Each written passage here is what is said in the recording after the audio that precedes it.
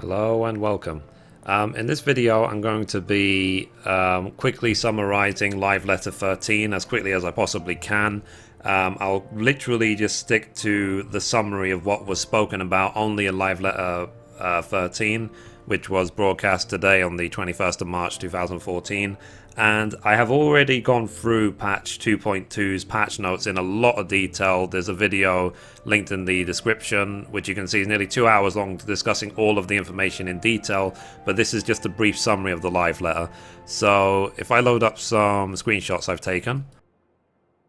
So, okay. So anyway, one of the first things they did was talk about the Prism Mirage prisms or Glamour system, which is going to be used for the vanity gear, and they're going to make sure that you can change basically any item of the same type to any other item. And before they did that, they started talking about it briefly, but then they very quickly showed off the, as you can see here, the fat Chocobo. So quickly go in a bit. Yep, so you see here the fat Chocobo, they were running around on it and so on. Then moving on, they showed the how the Glamour system works, how the interface works, and then they showed the animation of changing one piece of gear into the other. Now, they basically said that crafted gear will be item level 90, and any gear crafted at item level 90 can be dyed into whatever color you like, and you could undo the glamours if you were to change gear to look from one way to another using the Mirage Dispeller, so that will change your gear back to the way it was. You can also use it to change weapons, so you can use the vanity system on weapons, and let's see, and also when you have changed a item using the Glamour system, it can it will show a logo next to it, so you can see the fact that it's been glamoured. Okay, and then next they spoke about the retainer ventures. So they spoke about how retainers can gain experience points, and the higher level that your retainer is, then the higher level of items they can farm and stuff like that you can send them off to farm for you. And a retainer can be either a gatherer or a battle class. You can pick whichever class you like, but whichever class is on your retainer, it cannot be higher level than your level. So for example, if you level up your retainer as a bard but you're only a level 30 bard, then your retainer can never be higher than level 30. Okay, now the next thing they said is that there will be a quest to unlock the retainer ventures, which is detailed in the patch notes. And let's see, going through my notes, I am literally trying to summarize this as quickly as I can while you can look at some of the screenshots from the live letter. It says depending on the class, the items is required is different. So for example, if you want to level up as a bard, you have to get some items to unlock it. If you want to level up it as a miner, you can do it as, you have to get some other items and so on. So the quest is not going to be the same in every case. And it says in order to send out a retainer on a venture, you have to pay them using tokens. Now these tokens are actually obtained using Grand Company seals. And it says, so according to the patch notes that we read already, it's going to be 1,000 seals, Grand Company seals, equals 5 venture tokens. And it says the if you want to change the class of your retainer, you can at any time, but you will forfeit the levels of that you've leveled on the retainer so far. So for example, if you leveled up your retainer to say a level 15 bard and you want to change it to a black mage, then you will start again at level 1. But they said this is no problem because apparently leveling up retainers is really quick and easy. And you have all different types of modes you can send your retainer off. You can do it on a quick exploration mode where it just takes an hour and they just come back with whatever, or you can send them on a more focused farm for up to 18 hours. So it's up to you.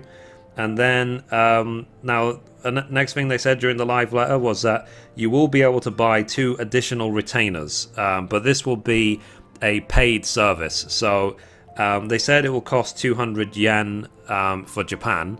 They haven't announced yet what the price will be for dollar or EU, but we'll have to just wait and see. But they said whatever the fee is, because it says 200 yen for Japan, but whatever that fee is, that's a monthly fee. It's not a one-off. So if you want to have 2 extra retainers, you're going to have to pay the monthly fee for it. And then next they spoke about gardening.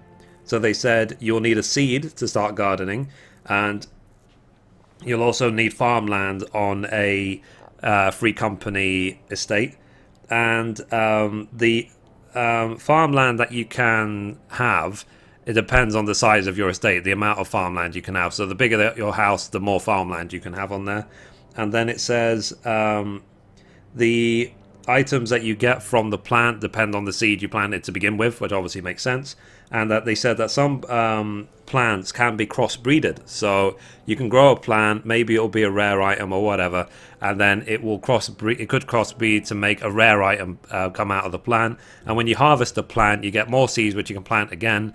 And if you get a rare plant with the rare seeds, you can plant them again, and they can crossbreed one more time to be even more rare.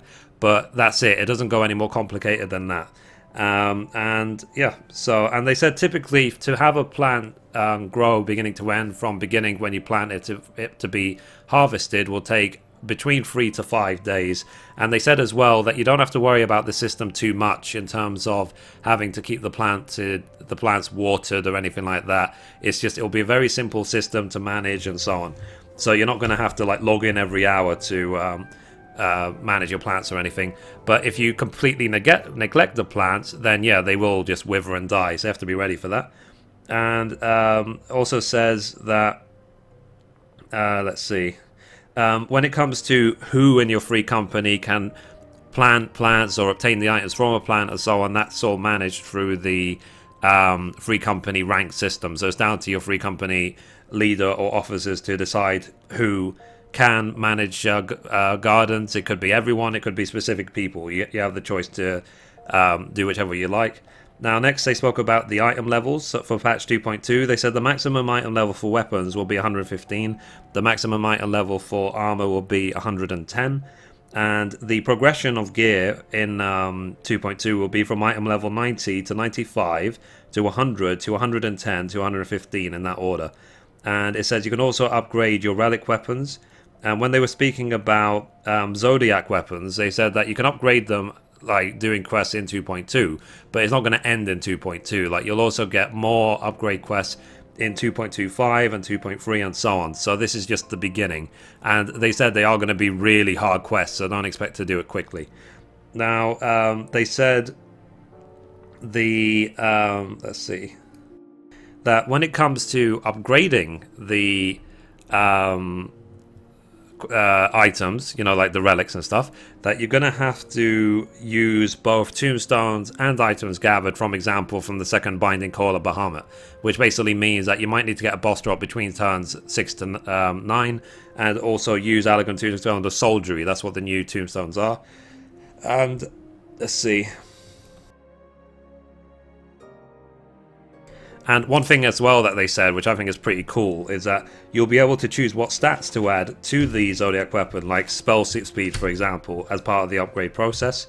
Now, they were talking about crafted gear upgrading. So they said it will be hard to do at first to get upgraded gear.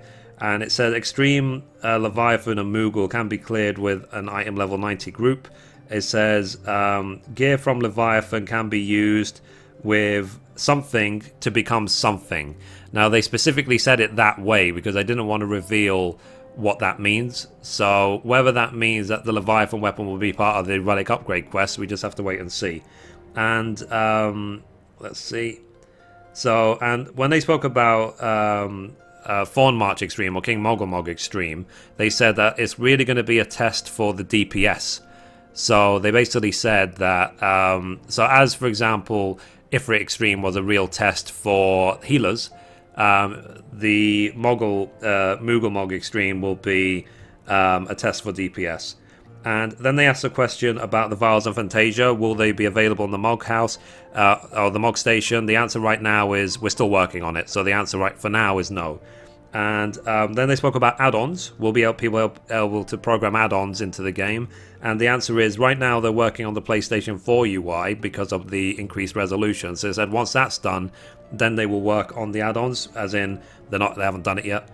And then they spoke about personal housing. They said, will it be coming in or not? And they said at the moment they're calculating server stress given the current free company houses and what gardening is going to mean and so on, and what measures they can do to reduce that as much as possible.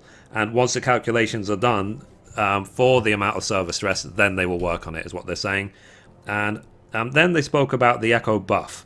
Now the Echo buff it's already in the game in some cases, where if you get defeated as a group, you get a stacking buff which increases your maximum HP, your damage, and your cure potency, which means that you can, if you keep failing, your group will get stronger and stronger and stronger until eventually, well, hopefully you can then defeat it eventually. Now they spoke about the restrictions for this buff. So they basically said that for all of the fights for A Relic Reborn, every time you fail, you will get a 10% increase in HP, DPS, and cure potency, and this can be applied up to 5 times. So if you happen to wipe on it 5 times, then you can eventually have a 50% bonus to HP, to DPS, and to cure potency, but it won't go any further than that. And there will also be the Echo buff for the current Extremes and Ultima Hard mode, but this will be a 5% increase up to 5 times, which will give you a 25% increase. Now, one thing they did talk about as well was the fact that there will be an Echo buff in the Coil of Bahamut, which is turns 1 to 5. So they basically said that this Echo buff does not require you to die, it will just always be there, but it will not be all released straight away. So they basically said it will come in 2 weeks at a time. It will be so after the first 2 weeks after release there won't be any Echo buff. The 2 weeks after that will be 10% increase, after 2 weeks after that 15%, after that 20%, and the final buff will be 30% increase to HP, DPS, and healing. But that 30% is subject to change depending on how well the groups do going through the coil.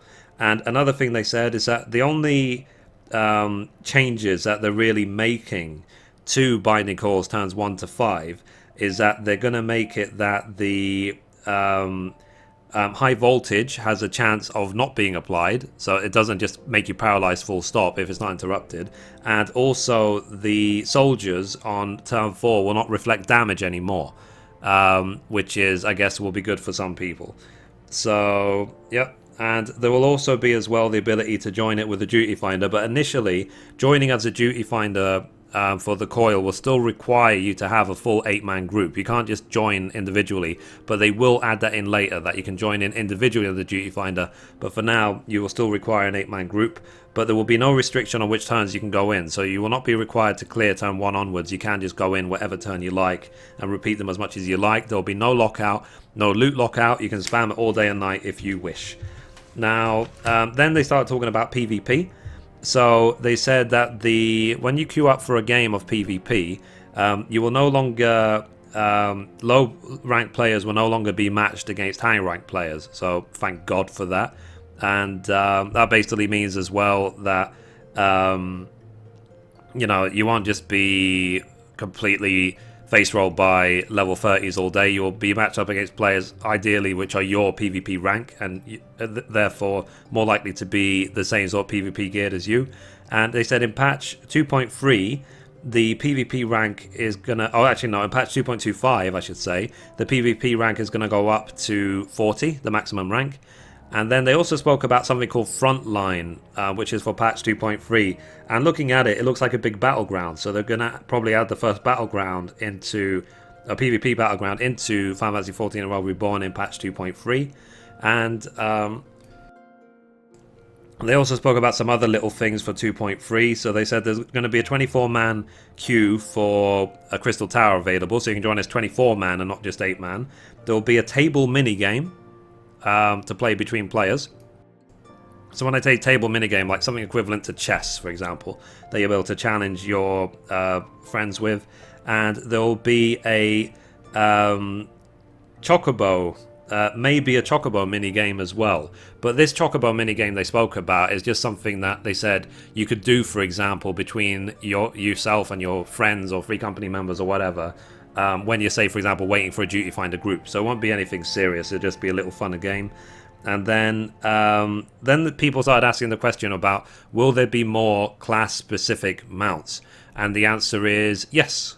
There will be a grizzly bear for warriors, and there will be a white lion for paladin, which they did show in the live letter as well. So those screenshots should be coming up in a sec. Let's quickly find those screenshots. 1 second. Here you go. So that's a grizzly bear for warrior, and that's a white lion for paladin. And they said as well, the maximum amount of furniture placed in a small house will increase from 50 pieces to 100 pieces. And the reason why is because simply they're adding a basement to all small houses, so it's going to effectively double the space available to put more furniture.